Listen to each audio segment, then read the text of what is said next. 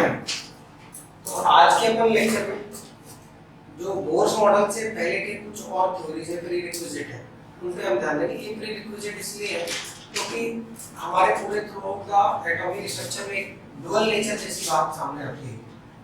Dual nature क्या होता है, व्हाट इज डुअल नेचर? तो लाइट के डुअल नेचर की बात आएगी तो ये लाइट का डुअल नेचर कहाँ से इमर्ज हुआ है, लाइट के डुअल नेचर के बारे में जो थ्योरी है वो कहाँ से आई है ना, क्यों आई, and what is dual nature, अभी इस पे भी बात करेंगे। अभी दिशा बताइए डुअल नेचर क्या होता है, व्हाट इज डुअल नेचर? तो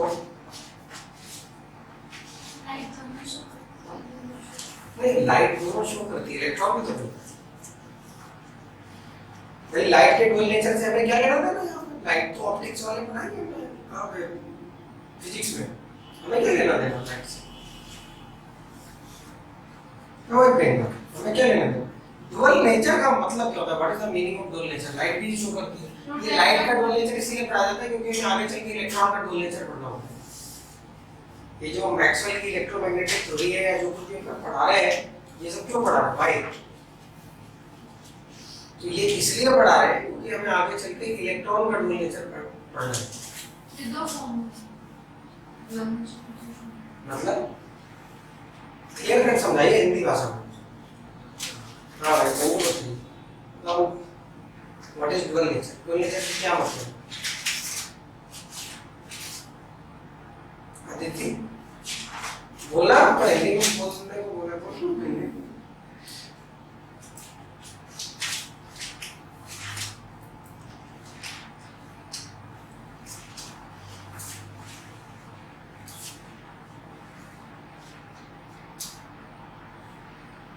देखो हम लोगों ने सोसाइटी में ज्यादातर यही बोला है, मैं गर्ल हूं, ये बॉय है। गर्ल हो क्यों गर्ल? क्योंकि अंदर तुम्हारे अंदर गर्ल का कैरेक्टर ज्यादा है, थोड़ा थोड़ा बॉय कैरेक्टर है, बाल बाल बॉय कैरेक्टर कपड़े आदिति बात नहीं है, मैं क्या कह रहा हूँ बात को समझ है ना। तो अब जैसे कोई लड़का है तो वो 100% बॉय कैरेक्टर पोजेस नहीं करता, उसके अंदर थोड़ा बहुत मेकअप करने की आदत भी होती है, तो उसके अंदर भी थोड़ा फीमेल कैरेक्टर है। लेकिन ठीक है, जो डोमिनेटिंग कैरेक्टर है उसके बेसिस पे बोल देते हैं ये गर्ल है वो बॉय है। एक लड़का है एडमिशन लेने गया क्लास में, तो आधे घंटे तक यही सोचता रहा ये लड़की है कि लड़का है। मैंने पूछा इसलिए कि मेरी हिम्मत नहीं, मतलब लड़की से लड़की पूछ लो, लड़की हो ना तो कोई दिक्कत नहीं, लड़के से लड़का पूछ लो, लेकिन अगर कोई मतलब डुअल नेचर वाला हो तो क्या करोगे?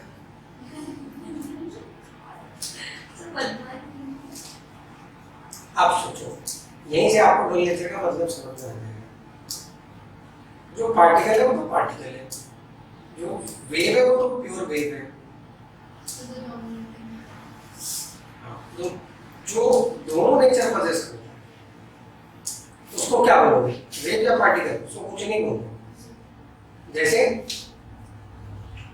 जो हमारी सोसाइटी में भी जो कुछ एक पर्सन होते हैं जो दोनों नेचर पजेस करते हैं, जो लोग दोनों नेचर पजेस करते हैं उनके लिए हम कुछ बोलते हैं कभी? क्या बोलते हैं? गर्ल है, क्या बोलते हैं? बॉय है, कुछ नहीं, ओपन बोल देते हैं, इन बिटवीन देम, है ना, थर्ड कैटेगरी, ठीक है ना। आजकल फॉर्म में भी आने लगा है, सेक्स में मेल फीमेल अदर्स। आजकल जो गवर्नमेंट के फॉर्म्स वगैरह है ना उसमें आने लगा, पहले नहीं आता।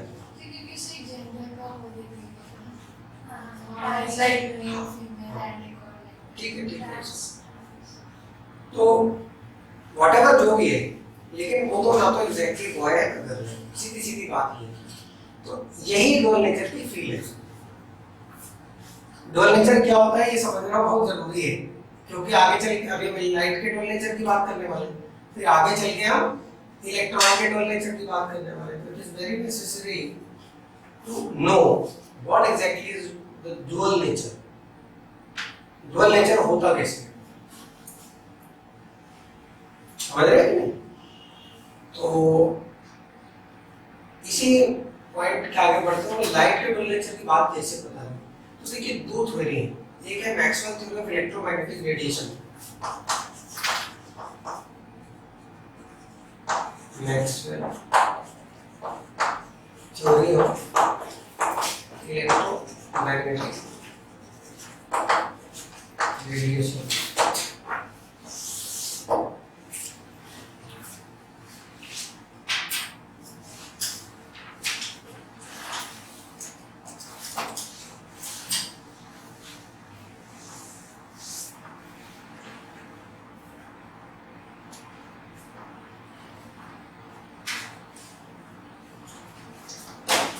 अब ये थ्योरी कैसी है? पहला पोस्टुलेट है according to Maxwell theory, according to Maxwell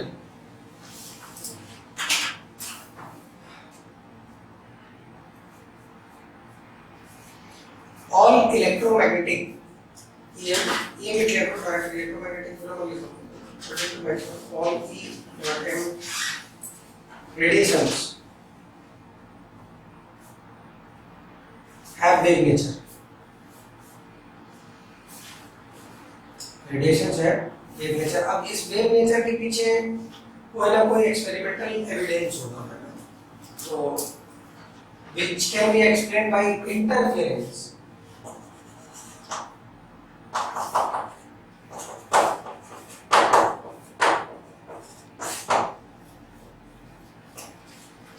ये इंटरफेरेंस क्या होता है? इंटरफेरेंस का मतलब होता है दो वेव एक दूसरे को इंटरफेयर करते हैं, एक्चुअली में वेव की प्रॉपर्टी होती है। आपने एक एग्जांपल सुना होगा, क्या? जब ब्रिज के ऊपर जो कोई ब्रिज होता है उससे कभी आर्मी मार्च करती है, आर्मी मार्च करती है तो अपने फुट ब्रेक कर लेती है, स्टेप से ब्रेक कर लेती है। सुना है ना? पहली बात ये फैक्टर सुना है कि नहीं? कि जब ब्रिज के ऊपर से आर्मी निकलती है ना, तो आर्मी क्या है, मतलब एक रूटीन में निकलती है, जब वो पैर रखती है ना तो कस की आवाज होती है, पूरी पूरी पूरी आर्मी से, है ना? तो एक्चुअली में क्या होता है कि वहां से एक वेव प्रोड्यूस होती है, क्या प्रोड्यूस होती है? Sound wave. और ब्रिज भी जो होता है, जब आर्मी चलती है तो ब्रिज भी थोड़ा सा वाइब्रेट करता है, ठीक है? तो दोनों की अगर फ्रीक्वेंसी सेम हो गई, दोनों की अगर फ्रीक्वेंसी सेम हो गई, इस तरीके से हो गई, ये वेव 1 है, ये वेव 2 है, ठीक है? और दोनों की फ्रीक्वेंसी अगर सेम हो गई तो एक कंस्ट्रक्टिव इंटरफेरेंस होगा। और इस वेव की ये आपको this wave will be like this, इसको रेजोनेंस भी बोलते हैं। क्या बोलते हैं? रेजोनेंस। वोटाबेक इंस्टीट्यूट है, उसका नाम भी शायद इसी सोच पे आधारित है।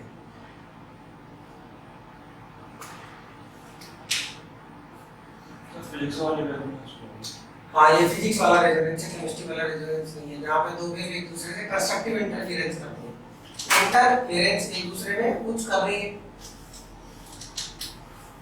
अब सोचो, अगर जो आर्मी मार्च कर रही है उससे जो साउंड वेव प्रोड्यूस हो रही है और जो ब्रिज वाइब्रेट कर रहा है, इन दोनों की अगर फ्रीक्वेंसी एक हो गई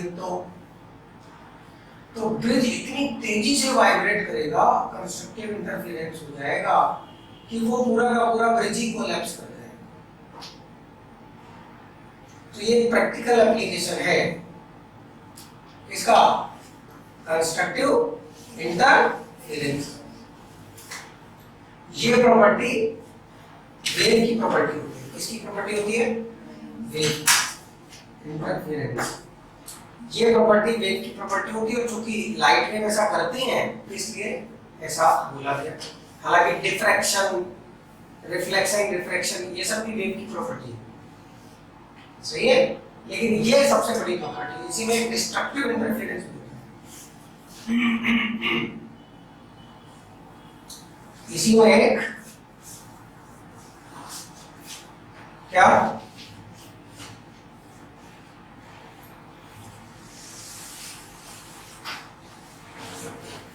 डिस्ट्रक्टिव इंटरफेरेंस भी होता है। वो तब होता है जब दोनों की फेज अपोजिट हो जाती है, यूं हो जाती है।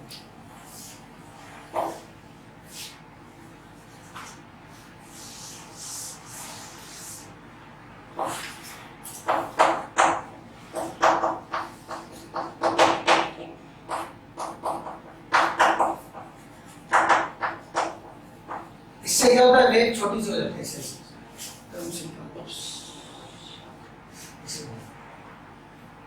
एम्पलीट्यूड का जो वैल्यू है वो स्क्वायर के टर्म में पड़ता है और घटता भी स्क्वायर के टर्म में। Constructive destructive interference. अब डिस्ट्रक्टिव इंटरफेरेंस कहाँ यूज होता है? तो देखिए, इसको जापानीज लोगों ने अपने जो उनके घर होते हैं उनको अर्थक्वेक से प्रोटेक्ट करने के लिए यूज कर रखा है। होता क्या है, वहाँ पे अर्थक्वेक बहुत आते हैं, उनकी बहुत प्रॉब्लम है, बेचारे घर बनाते हैं और 6 महीने में अर्थक्वेक आता है, उनका घर में से टूट जाता है। सही है। तो जापानीज लोगों ने क्या किया, उन्होंने एक ऐसा सिस्टम बनाया जो बहुत ही सेंसिटिव है सिस्टम। वो क्या करता है, वो सिस्टम पूरी बिल्डिंग में वाइब्रेशन पैदा करता है। ठीक है, वो कैसी वाइब्रेशन होती है, अब सुनो। अर्थक्वेक की जो फ्रीक्वेंसी होती है या अर्थक्वेक की जो वेव पैटर्न होता है वेव का, वो जस्ट उसकी अपोजिट वेव में बिल्डिंग को वाइब्रेट करना शुरू कर देती है।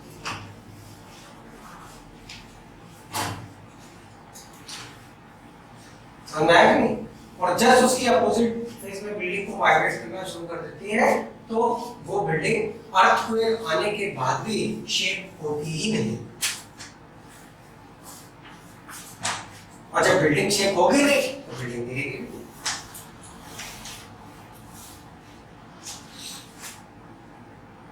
समझ रहे हो? तो ये दोनों वेव की प्रॉपर्टी है, और ये वेव की प्रॉपर्टी लाइट शो करती है, इसलिए ऐसा बोला गया कि लाइट है वेव नेचर। ठीक है, अब इसमें लिखिए all the electromagnetic radiations like अब गामा से लेके रेडियो वेव तक सारे लिख दो। All the electromagnetic radiations like gamma, X-ray, UV,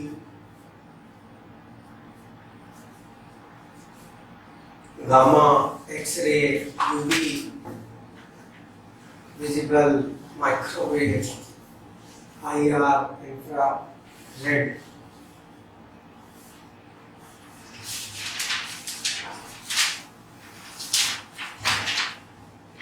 IR, infrared, radio waves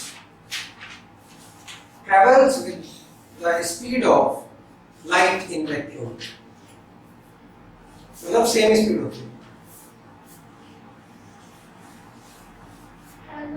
with the speed of light in the vacuum.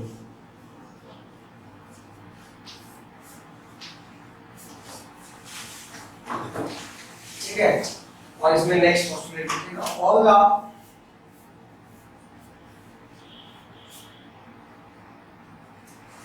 Radiations है या ईएम रेडिएशंस है, इलेक्ट्रोमैग्नेटिक रेडिएशंस है, all the electromagnetic radiations have two oscillating mutually perpendicular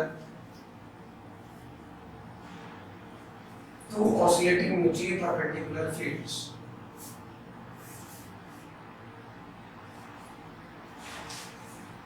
Two oscillating mutually perpendicular fields.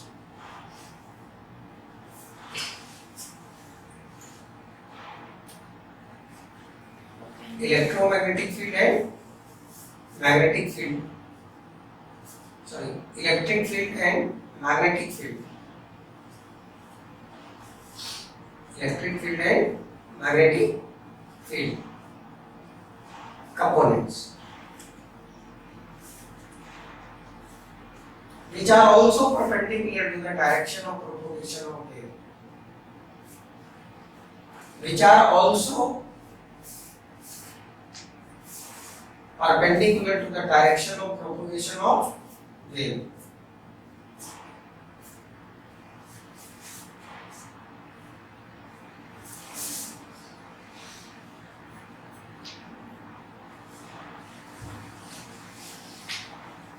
Which are also perpendicular to the direction of propagation of wave. ठीक है ना? Perpendicular को ऐसे लिख देते हैं, देखो लिखते हो ना परपेंडिकुलर ऐसे थोड़ा लिखते हैं। इलेक्ट्रोमैग्नेटिक रेडिएशन को EM, इसीलिए क्या होता है जब अपन डिटेक्ट करते हैं ना तो आप पूरा लिखने के प्रयास में होते हो, तो जो पूरा लिखोगे टाइम लगेगा। परपेंडिकुलर की बहुत लंबी स्पेलिंग और कुछ एक आध भूल गए तो फिर सोचना और शुरू कर दिया PRPEND C वगैरह DIC वगैरह उसमें और टाइम लग गया। सीधा बनाओ ना परपेंडिकुलर। अच्छा हिंदी में पढ़ो या इंग्लिश में पढ़ो एक ही बात है। सर परपेंडिकुलर को बोलते हैं लंबवत, है लंबवत, ये लंब है। संस्कृत पढ़े लंबवत है? हाँ बिल्कुल, ये कोई रीजनिंग नहीं है। Perpendicular to the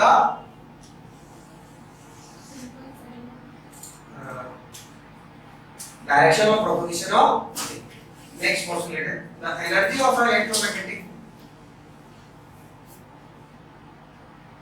Next postulated, the energy of a electromagnetic wave.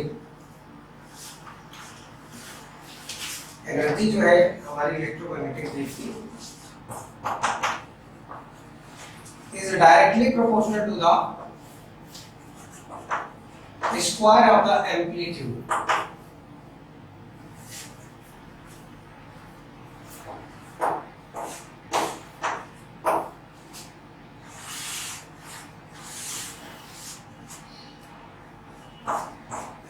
Is directly proportional to the square of the amplitude. ऐसा मैक्सवेल ने बोला, मानो ना मानो वो तुम्हारी इच्छा है। बाद में यही एनर्जी जो है वो फ्रीक्वेंसी के डायरेक्टली प्रोपोर्शनल बताई गई है ना, एम्पलीट्यूड का स्क्वायर के प्रोपोर्शनल नहीं बताई गई। लेकिन ये भी नहीं बताया गया कि ये सही था या गलत था, क्योंकि मैक्सवेल को गलत करने वाला कोई पैदा ही नहीं हुआ। मैक्सवेल का साइंस में वही दर्जा है तो अल्बर्ट आइंस्टाइन है। तो मैक्सवेल ने कोई बात कही है, आपको उसको मतलब थोड़ा हेजिटेशन के साथ डिनाई करना है। हर आदमी का अपना एक डेकोरम होता है, अपनी एक लेवल होता है, कौन सा आदमी किस लेवल पे किस बात को कह रहा है। जैसे मैंने आपसे कोई बात कही तो आप उस बात को ना मानने से पहले 4 बार सोचेंगे कि हमारा बैकग्राउंड क्या है, अपन कौन है, क्या है, कैसे। इसी तरीके से मैक्सवेल और आइंस्टाइन भी ऐसे 2 साइंटिस्ट थे साइंस में जिनकी बात को गलत करने से पहले 4 बार लोग सोचते हैं कि यार हमारी समझ में नहीं आ रही, इसका ये मतलब नहीं है कि आगे वाली जनरेशन के समझ में नहीं आएगी। ऐसा भी हो सकता है करियर चौपट हो जाए। आपने किसी साइंटिस्ट की कही हुई बात को गलत बोल दिया, और उसके फेवर करने वाले उसकी बात कहेंगे और आपके फेवर करने वाले आपकी बात कहेंगे, है ना। तो ऐसा भी हो सकता है अगर वो कहीं पे एक्सपेरिमेंटली प्रूव हो गया तो आपका तो करियर ही चौपट हो गया, क्योंकि आप उस ट्रेंड के थे। 2 लोग हैं, दोनों एक आगे बढ़ेगा एक पीछे रह जाएगा। डोंट मतलब कंपेयर इट बोथ ना, हमने आपस में कंपेयर करना बंद करो। जो भी मैं बोलता हूँ आपस में लगा रहे हैं, तो 2 लोग अगर है हमें सोचना भी मत है। बचपन के दोस्त होते हैं, उनसे अच्छी संपत्ति आपके जीवन में कुछ नहीं होगी।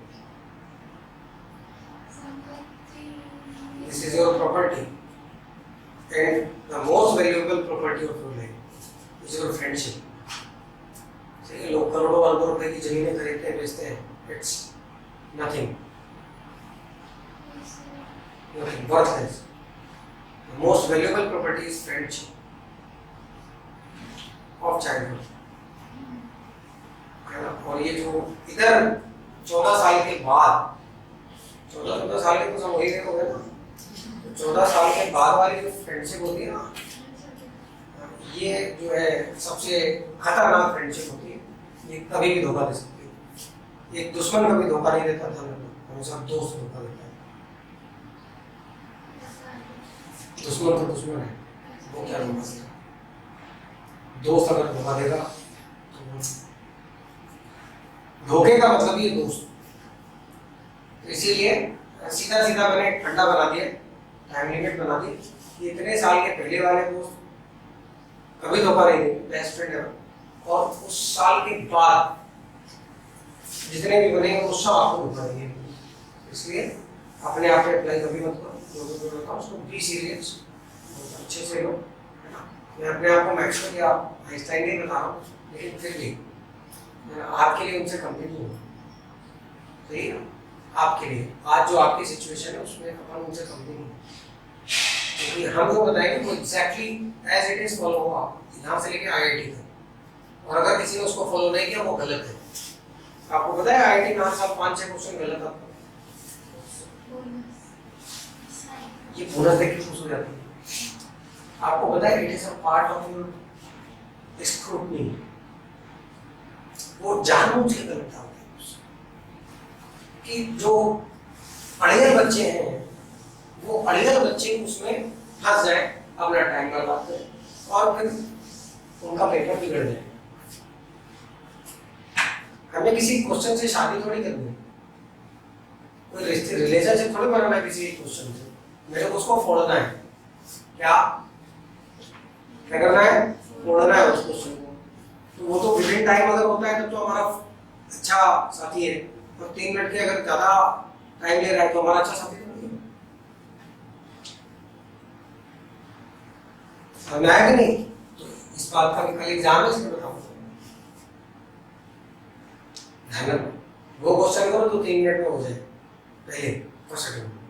सेकंड अटेम्प्ट में पकड़ लेना है, टाइम पास नहीं हो रहा तो इधर उधर देखने से अच्छा अपने लगा, क्योंकि जो स्थिति तुम्हारी है वही पड़ोसी की भी है, और उससे बुरी हो।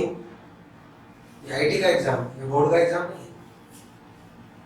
तो जो स्थिति आपकी है वही जो है स्थिति है।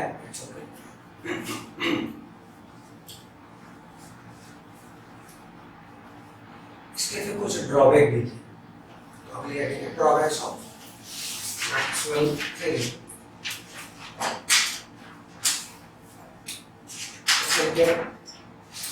It is unable to explain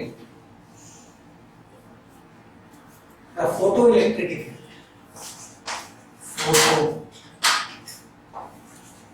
Photoelectric effect.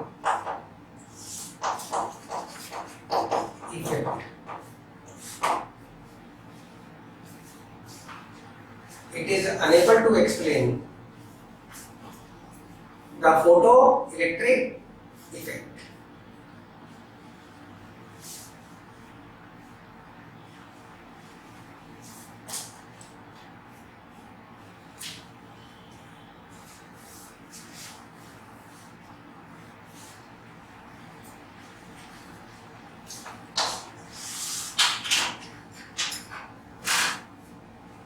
Photoelectric effect क्या होता है? फोटो माने होती लाइट। अरे फोटो तो खींचते होंगे नहीं, लाइट डाल के तो खींचती है फोटो।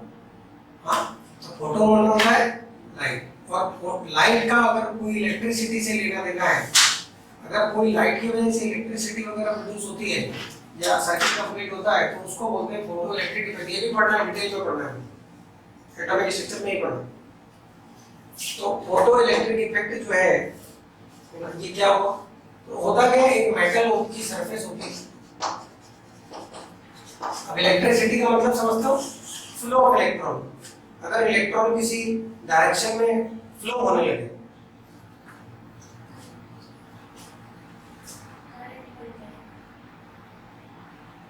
अगर इलेक्ट्रॉन किसी डायरेक्शन में फ्लो होने लगे तो उसी को करंट बोलते हैं, उसी को इलेक्ट्रिसिटी बोलते हैं। सही है? तो flow of electron is electric effect एक तरीके से, या जनरेट्स द इलेक्ट्रिक इफेक्ट। तो यहाँ पर हम कोई लाइट डालते हैं, लाइट का फोटोन, ये फोटोन वाली थ्योरी पे आते हैं। जैसे लाइट डालते हैं तो यहाँ पे मेटल की सरफेस से इलेक्ट्रॉन इजेक्ट हो जाता है। This phenomena is known as photoelectric effect. The ejection of electron from a metal surface when a light of a certain capable frequency falls on, strikes on, is known as photoelectric effect. मतलब जैसा नाम वैसा काम. And it is also unable to explain the black body radiation. Black body radiation. Disha जरा एक black body का नाम बताओ.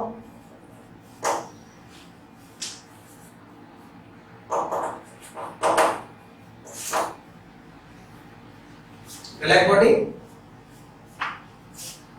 NP sir. हाँ ये बोल दो हमको. सन. ब्लैक बॉडी का मतलब ये नहीं कि वो ब्लैक कलर की है.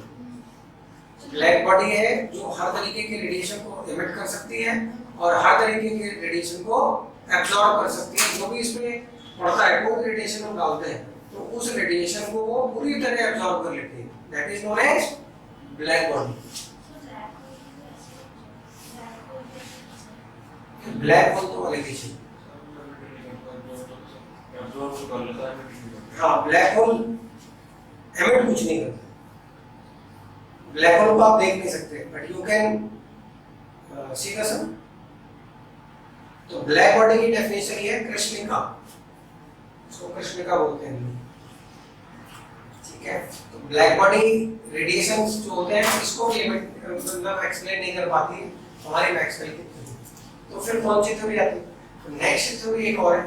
अच्छा मैक्सवेल की थ्योरी ने क्या बोला? मैक्सवेल की थ्योरी ने बोला कि हमारे जो इलेक्ट्रोमैग्नेटिक रेडिएशंस है they are purely wave. ठीक है.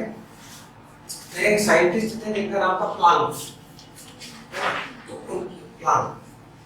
उनकी भी एक थ्योरी थी.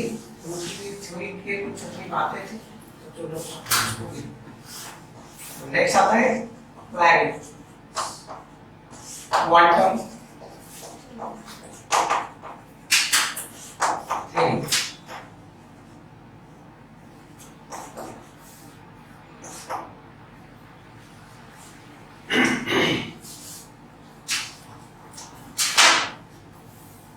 Planks quantum theory. ये थ्योरी बेटा क्या कहती है?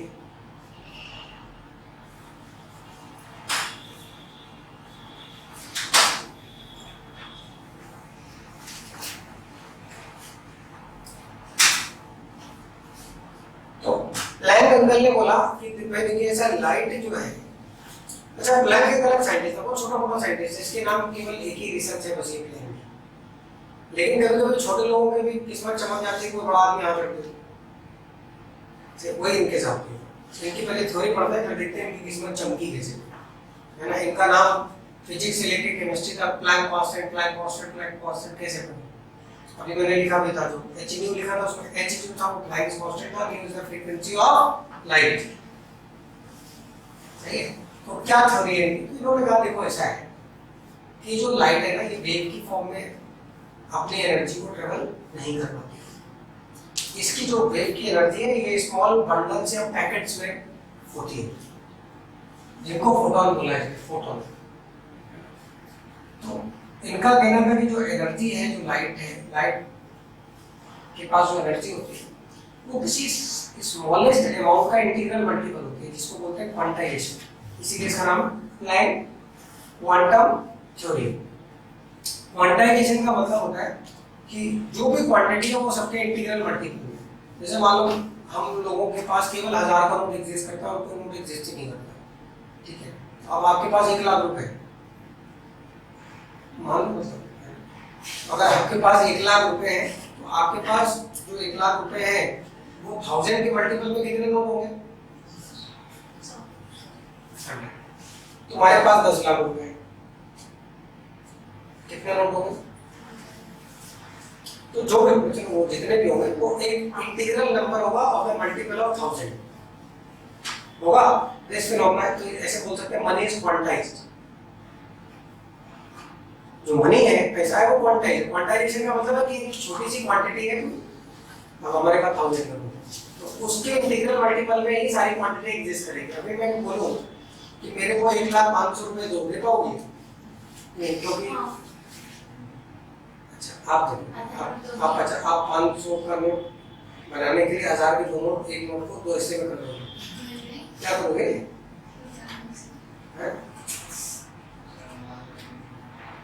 नहीं, हमने क्या बोला था, सारे डिस्कशन की प्राइमरी कंडीशन क्या थी कि हमारे पास सिर्फ 1000 का नोट है, मान लो नहीं दे पाएंगे ना। तो वही चीज है कि हम आधा फाड़ के नोट नहीं दे सकते। जैसे एक फोटोन के पास जितनी एनर्जी होती है ना, सारी एनर्जी उसके इंटीग्रल मल्टीपल में होती है। हम एक फोटोन को आधा काट नहीं सकते या नहीं कर सकते ऐसा। तो इस फिनोमेना को बोलते हैं क्वांटाइजेशन। केवल मनी क्वांटाइज नहीं है, केवल यहाँ पर एनर्जी क्वांटाइज नहीं है, अभी आगे आप चल के पढ़ोगे चार्ज इज आल्सो क्वांटाइज। किसी भी बॉडी में जो चार्ज होता है वो भी क्वांटाइज, वो इलेक्ट्रॉन पे जो एक इलेक्ट्रॉन पे चार्ज होता है उसी के इंटीग्रल मल्टीपल में होता है 1.6 × 10⁻⁻19 कूलम, उसके इंटीग्रल मल्टीपल में होता है। आप सोचो कि हम 1.5 इलेक्ट्रॉन के बराबर या 2.5 इलेक्ट्रॉन के बराबर किसी बॉडी पे चार्ज दे देंगे? इम्पॉसिबल, नहीं दे सकते। तो क्वांटाइजेशन का मतलब समझिए, जीवन में क्वांटाइजेशन बहुत सारी जगहों पे आएगा। तो ये क्वांटम थ्योरी जो है वो क्वांटाइजेशन से आई है, समझ में आया कि नहीं? जैसे हमारे क्लास में स्टूडेंट भी हो सकते हैं, तो वो क्वांटाइज्ड है, वो 1 के इंटीग्रल मल्टीपल में होंगे, है ना। 1.5 स्टूडेंट नहीं हो सकता। आप बोलने को बोल सकते हैं कि भाई तुम्हारे साथ अगर अपने लड़के को भी बैठा लिया तो 1.5 स्टूडेंट हो गया, तुम पूरे में गिन लिया, उसको आधे में गिन लिया। जैसे बस का टिकट, रेल का टिकट काटने वाले होते हैं, कितना टिकट चाहिए? 2 आदमी, बच्चा तो 2.5 टिकट है, चलो है ना। ट्रेन में भी होता है, हाफ टिकट लगता है, तो ट्रेन में भी हाफ टिकट लगता है भाई। तो वो सब चीजें आपको पता होनी चाहिए। तो वो टिकट वाली बात नहीं है, टिकट इज नॉट क्वांटाइज, है ना। हाफ टिकट लग रहा है, क्वांटाइज नहीं। Persons are quantize, heads are quantize. कितने हेड है सामने गिनो, समझ में आया कि नहीं? तो उन्होंने कहा जितनी भी किसी रेडिएशन में पूरी एनर्जी होगी वो एक स्मॉल पैकेट्स के इंटीग्रल मल्टीपल में होगी। इसका एक और एग्जांपल देखो, ये बड़ा इंपॉर्टेंट कंसेप्ट है, लोगों को पता ही नहीं होता है what is quantization and what is quantum theory. तो जैसे शैम्पू खरीदोगे आपने, तो शैम्पू अगर लगाया हो क्या, तो बचपन से ही लगा रहे हो, तो पैदा हुए शैम्पू की बोतल हाथ में दी।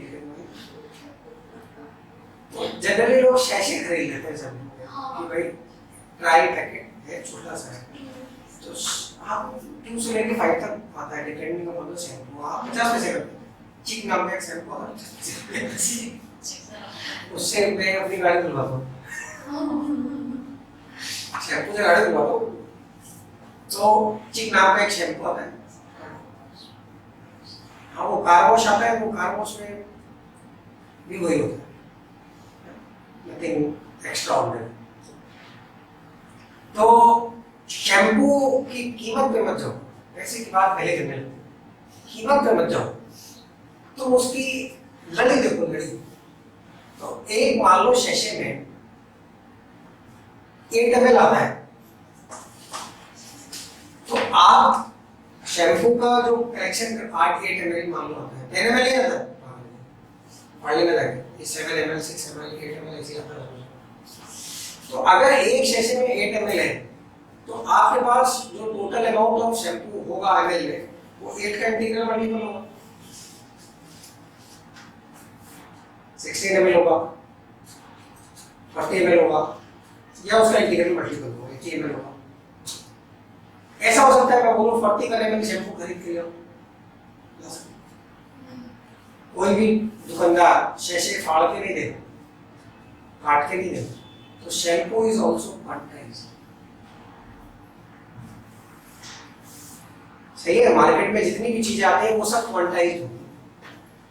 जैसे सोप बार है, साबुन है, साबुन इज ऑल्सो क्वांटाइज्ड। 1 लाओगे 2 लाओगे, आधा साबुन ला के देखो तो आधा साबुन मिलता है, नहीं। तो जो एक सर्टेन क्वांटिटी होगी उसकी इंटीग्रल मल्टीपल में आएगा। This is called quantization. तो फर्स्ट ऑफ ऑल आप क्वांटाइजेशन का मतलब समझिए, साइंस की और अपने लाइफ की बहुत इंपॉर्टेंट कंसेप्ट है क्वांटाइजेशन। और फिर अब आप आ जाइए Planck's quantum theory. Planck uncle ने यही बताया कि जो हमारी पूरी की पूरी सारी की सारी एनर्जी होगी, जो हमारी सारी की सारी एनर्जी होगी वो एक इंटीग्रल मल्टीपल होगी एक सर्टेन अमाउंट ऑफ एनर्जी के, और उस सर्टेन अमाउंट ऑफ एनर्जी के पैकेट को बोला गया क्वांटा। क्वांटा इसमें लिखना है according to the theory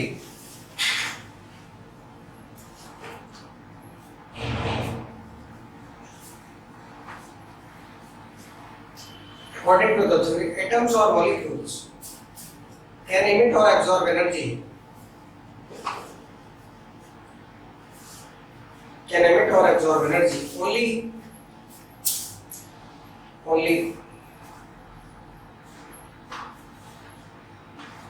in a fixed amount of energy packets. Only in a fixed amount of energy packets. Not in any arbitrary amount. Not in any arbitrary amount. ऐसा नहीं है कि पहली बार 40 electron volt का photon निकाल दिया, दूसरी बार 41 का निकाल दिया, ऐसा नहीं। अगर कोई सर्टेन रेडिएशन है, कोई रेडिएशन है, तो उसमें जितने भी फोटॉन होंगे वो सब एक फोटॉन की एनर्जी के इंटीग्रल मल्टीपल के बराबर होंगे। रेलगाड़ी जैसी होगी, शीशे की लड़ी जैसी होगी, एक के पीछे एक के पीछे एक के पीछे सारे जैसे लगे हो, एक बोलो एटम, दूसरा बोलो फिर एटम, तीसरा बोलो फिर एटम। नेक्स्ट पॉइंट है प्लांक के the name quanta. Planck gave the name quanta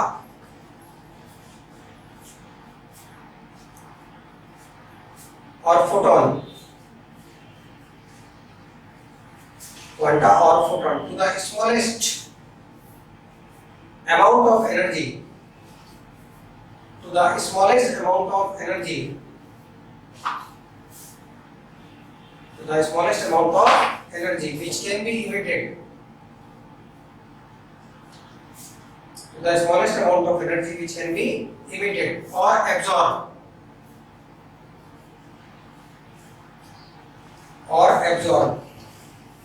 by a species, in the form of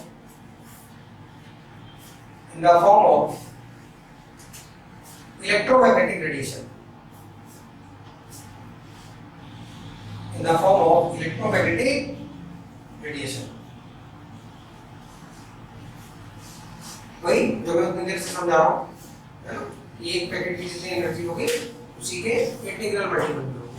चलो थर्ड पॉइंट है the energy of a photon. The energy of a photon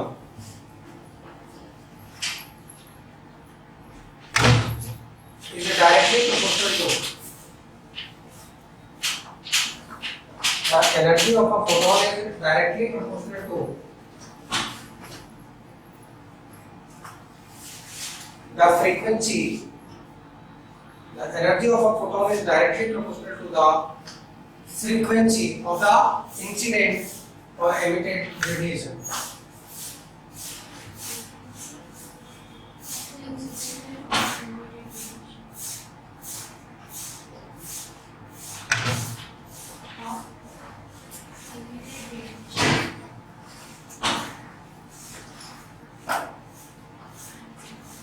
Directly proportional to the frequency of the incident or emitted radiation। यानी कि जो energy है, energy of photon, photon की energy जो है वो डायरेक्टली प्रोपोर्शनल है फ्रीक्वेंसी के इंसिडेंट रेडिएशन, है ना। और इसी एनर्जी ऑफ फोटॉन को आगे चल के हम लिखेंगे h into nu से। यहाँ पे h जो है known as Planck's constant.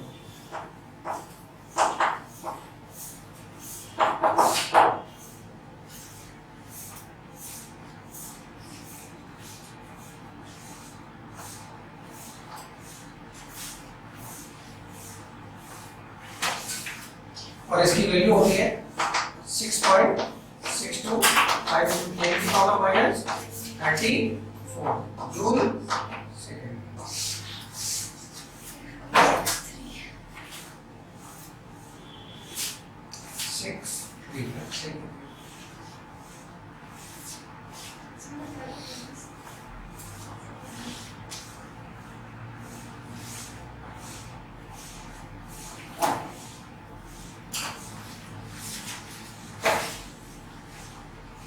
So फर्क नहीं पड़ता 6.625 635 6.63 into 10 to the power 62 ही होता है। यस मतलब 3 लेते हैं तो 6.63 लेते हैं 6.635 2 होता है। so ऐसे 6.63 into 10 to the power हाँ ले लेते हैं उसको अप्रोक्सीमेट कर देते हैं, होता है 6.625 ले लेते हैं 6.63 कैलकुलेशन पर्पस। ऐसे तो आप 6.6 भी ले सकते हो, कोई दिक्कत नहीं। अगर कैलकुलेशन में कहीं कुछ काटापीटी करनी है ना, उड़ाना है, मान लो कि 6.6 लिख रखा है और ये नीचे ऊपर है तो इसको 6.6 मान के उड़ा दो। भाई हमें तो 3 मिनट में आंसर निकालना, आंसर नहीं आएगा तो फंस जाएंगे। और देखो पूरे एटॉमिक स्ट्रक्चर में आंसर निकालना ही सबसे बड़ी कला है। लोगों को आता सब कुछ है, आंसर नहीं आता उन्हें 6 महीने तक। इसमें कंसेप्चुअली मोल कंसेप्ट अलग चीज थी, उसमें हर चीज को समझ के एनालिसिस करके आंसर निकालना होता है।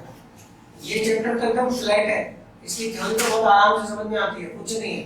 लेकिन जब क्वेश्चन आता है ना सामने तो आदमी से सॉल्व नहीं होता है, वो कैलकुलेशन में फंस जाता है, उलझ जाता है। इस पूरे चैप्टर की थीम ये है, how to minimize calculation and get the answer within 3 minutes.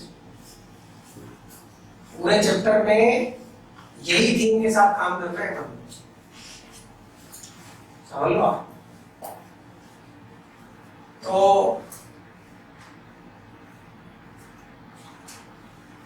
6.625 होता है, कैलकुलेशन के लिए 6.63 ले लेते हैं। अब नेक्स्ट इसी में आता है next question, the total energy absorbed or emitted by a body, the total energy emitted or absorbed by a body, emitted or absorbed by a body is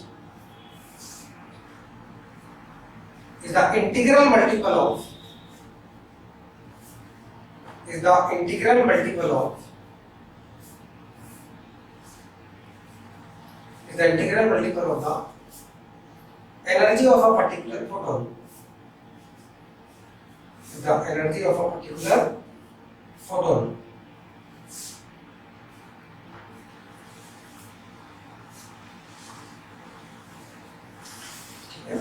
energy of a particular photon.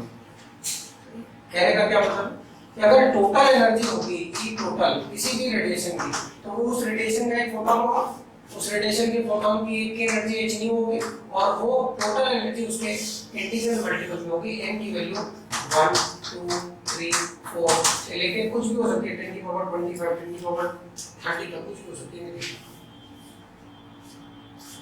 मतलब energy में भी 2 into h nu, 3 into h nu, 5 into h nu, but it can't be 2.5 h nu, जो कि quantization की basic theme है।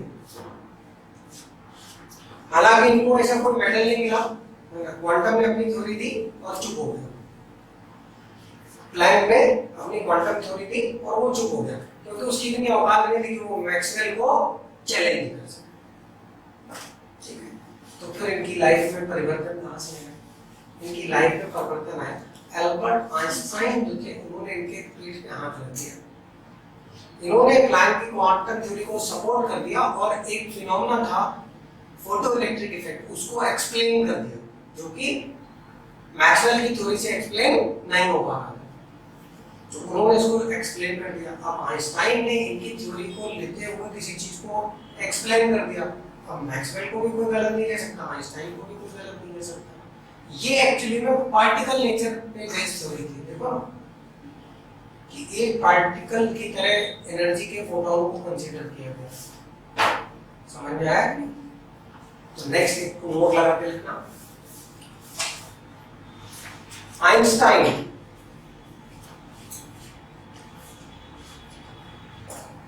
Albert Einstein, Hindi में लिखिएगा तो आइंस्टीन, क्या दिक्कत है? Einstein, Albert Einstein supported the Planck quantum theory, supported the Planck quantum theory and explained the photoelectric effect, and explained the photoelectric effect by considering that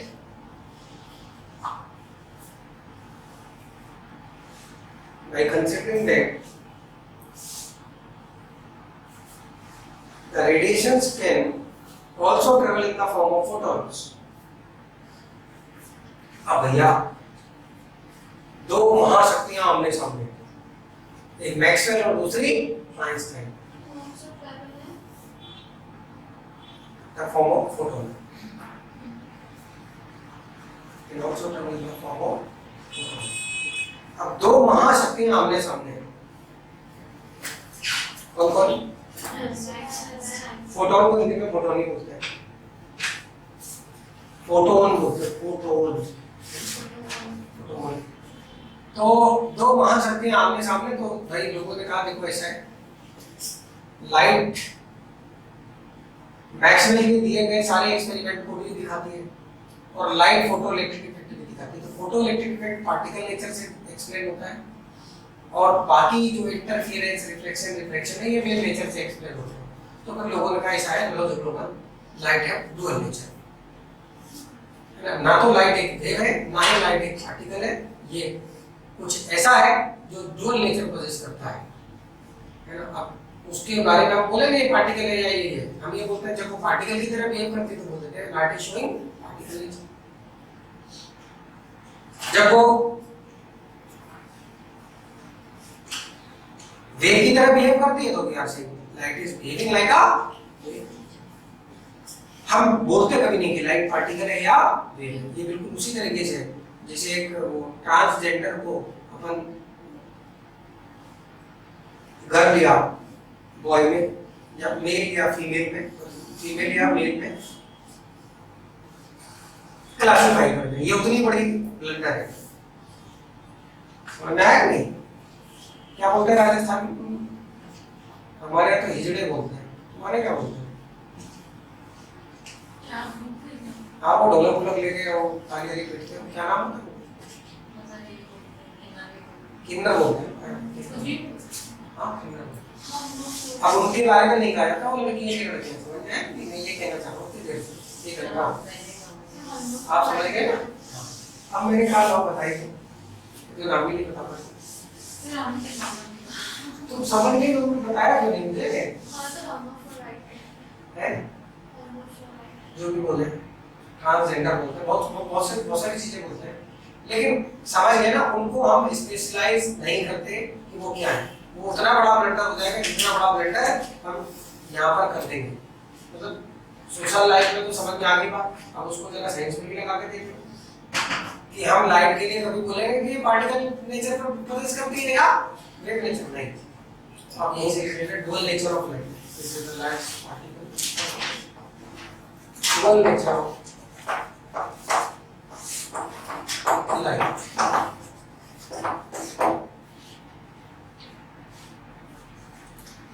Dual nature of light, ठीक है? Dual nature of light क्या है? तो अब Einstein और Maxwell दोनों की बात मानते हुए तो यहाँ लिखना, since the wave